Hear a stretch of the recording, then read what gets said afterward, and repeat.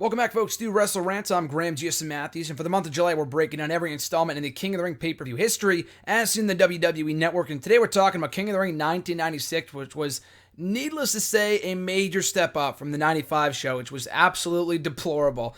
I don't know if it quite lived up to the hype and being the most stacked, and I mean, it was a pretty stacked card, but it wasn't the greatest card in WWE history, maybe up to that point, or especially compared to 1995, but I don't know if it lived up to the hype, but you can decide for yourself, and I want to hear your 2 cents in the show after I'm done reviewing it. So, opening up the show in the semifinals of the 1996 King of the Ring tournament, Stone Cold Steve Austin taking on Marc Mero in a really, really good match. Marc Mero, although his career kind of, obviously faded out in the years to come, he was still a really good worker, and that's why he got the push he did in 1996 upon his debut. A really good match here. I was expecting Owen Hart to get involved after, I guess they had kind of a mini feud going on at that time, but nothing really came out of it, although Owen Hart was on commentary for most of the night, and he was thoroughly entertaining, might I add.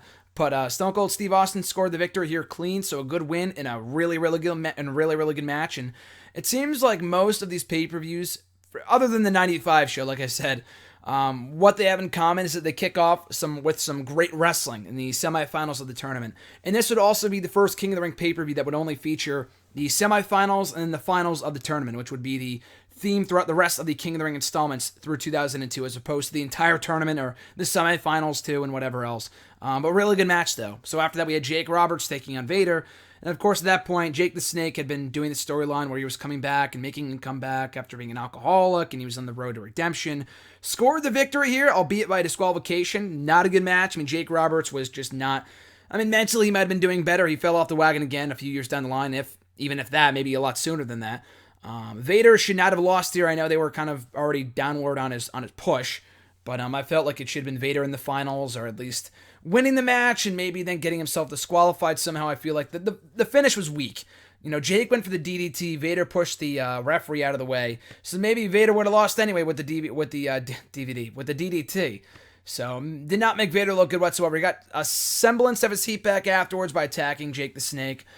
So not a good match, and Jake the Snake really wasn't up to snuff with the push that he was getting at that time. I mean, it was good to see him back. It was a heartfelt story, but in-ring wise, he was still really, really bad. I mean, not to say that he was bad before, but just he was not good from an in-ring standpoint, and coming back from his comeback, making a comeback after his hiatus from the company. So after that, for the tag team titles, the Smoking Guns taking on the Godwins. The Smoking Guns, the defending champions and successful champions, coming out of their defense here. The match was not good. I mean, it had a story, which I appreciated. The match itself wasn't really that good. I was never a huge fan of the Godwins, but the Smoking Guns, not really either. But Sonny was a sight for sore eyes. That was a saving grace of the match. But like I said, Sonny would turn on the Godwins, join up the Smoking Gun. She tried to distract the Godwins here and help the Smoking Gun score the victory to no avail. They ended up winning anyway, but she would not be able to seduce Phineas as she thought she would. But the match really was kind of throwaway. But like I said, at least it was a throwaway match with a story, so I appreciated that. But, like I say every single time for one of these 96 and 97 shows, I mean, Sonny was gorgeous. And the fact that she really fell off the wagon, I mean, she just is not the same now at all. I know this is 15 years earlier and people age, but she could have been a hell of a lot nicer looking, a hell of a lot better looking now if she kind of, kept herself together and didn't really fall apart the way she did, but that's another discussion for another day. After that, Jerry Lawler taking on the Ultimate Warrior in a very short-lived squash match. Warrior completely no-selling the pile driver to defeat Jerry Lawler clean. So the match went 4 minutes. Not a good match at all, but I enjoyed it for what it was. Obviously, I'm biased because I'm a Warrior mark, but that's what Warrior was known for. They brought him back. He did the same thing to Goldust at the prior pay-per-view, not winning the IC title. But Warrior's run here was short-lived. I mean, he would come out after the main event, which I'll talk about momentarily. But he was gone from the company by July. He made a few more appearances and then no-showed events and then was fired. So that was pretty much it. This was the last pay-per-view appearance ever. Not ever. I mean, he obviously was at WrestleMania 30, but the final pay-per-view match for Ultimate Warrior ever in WWE. After that, Mankind taking on The Undertaker in a good match. Not as good as some of their later matches, but for what it was pretty good. Mankind scoring the upset victory, and also the seeds of dissension were planted between The Undertaker and Paul Bearer before the big swerve and turn from Paul Bearer at SummerSlam of that year and the big Boiler Room Brawl. So a nice win for Mankind coming into the WWE with a win over Taker. Not many people could say they've done that. After that, Aqua Johnson taking on Goldust and beating Goldust for the Intercontinental Championship. Not a good match. Probably got a lot longer time than it probably deserved. I mean, Ahmed Johnson wasn't horrible, but he was also not the most exciting wrestler in the ring either. Goldust tried to carry him to a decent match, and it was a fine match, but it wasn't really that good at all. I mean, it kind of dragged for the 15 minutes it was given. But a noteworthy moment with Ahmed Johnson scoring his first Intercontinental Championship. After that, the finals of the King of the Ring tournament, Stone Cold Steve Austin making short work of Jake Roberts. I mean, normally I would complain about the match being only 5 minutes. Not even 5 minutes. But Jake the Snake Roberts was in no condition to compete. I mean, he was attacked by Vader earlier, so he was quote-unquote protected. But, I mean, obviously Stone Cold had to win. He would cut the Austin 316 promo afterwards, an amazing promo that would kick off his rise to superstardom. Not immediately, but it did plant those seeds for later down the line for his feud with Bret Hart. But Jake Roberts, I mean, he was just completely decimated here, as he probably would have. A more competitive contest, they probably would not have been too fond of that, so it was booked the way it should have been. If it went any longer, it would have been awful. So the way that it was booked was perfect, considering Jake Roberts' limitations. But the right winner, and an amazing promo afterwards, obviously.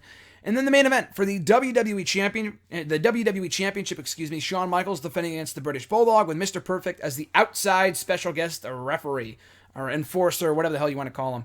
Great match, obviously, given who was involved. These guys had awesome chemistry with each other. Bulldog, although I would still say the peak of his in-ring ability was in like 92, 93. But at this point, before he all got roided up and shit, he was still really good in the ring and had an amazing match with Shawn Michaels, who's, in my opinion, title reign is really underrated.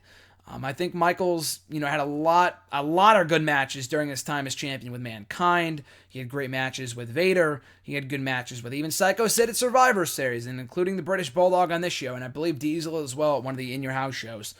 So as far as this match goes, it was great. Shawn Michaels in the end retaining the title after knocking out Bulldog with the Sweet Chin Music. Perfect came in to make the count at the same time. Shades of Royal Rumble 2012 with John Laurinaitis and CM Punk and Dolph Ziggler. So I don't know if the finish was botched. It just came out very strange because he hit the Sweet Chin Music. Perfect comes in to make the 3 count, and he does. Or no, the referee gets pulled out, or Perfect gets pulled out. He can't make the 3 count, but the actual referee makes a 3 count, and the match is over, and Michaels retains the title. So maybe they botched there. Maybe he grabbed the wrong referee. I'm not exactly sure, but in the end, it was Shawn Michaels, still the WWE champion.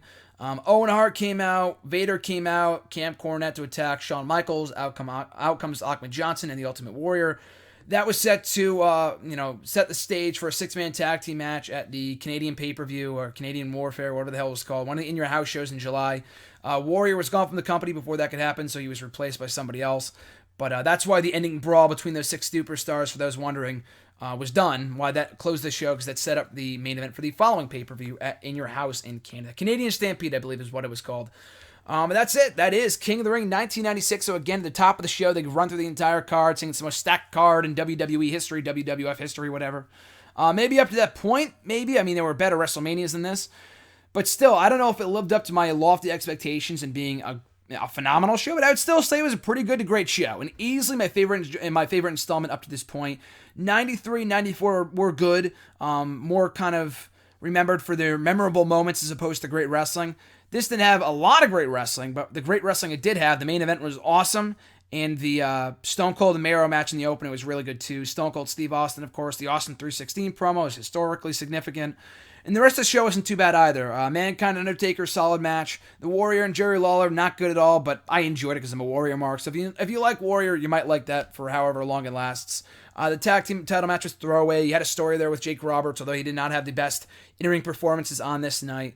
I enjoyed the show. Overall, I really enjoyed the show, and we also had a new Intercontinental Champion crowned as well. So that was King of the Ring 1996. Hopefully you guys enjoyed the show as much as I did, or if you haven't even seen it yet, check it out on the network, and any one match from the show to watch. It would have to be the main event between Shawn Michaels and the British Bulldog for the WWE title. So that's it, guys. As always, I'll be back on my next video to talk about King of the Ring 1997, also as seen on the WWE Network. But in the meantime, and in between time, you guys can follow me on the Twitter at WrestleRant, on the Facebook at facebook.com/Graham.Matthews, and also right here on the YouTube by liking, commenting, sharing, and subscribing. So until next time, guys, I'm Graham Matthews, and I'll catch you folks down the road.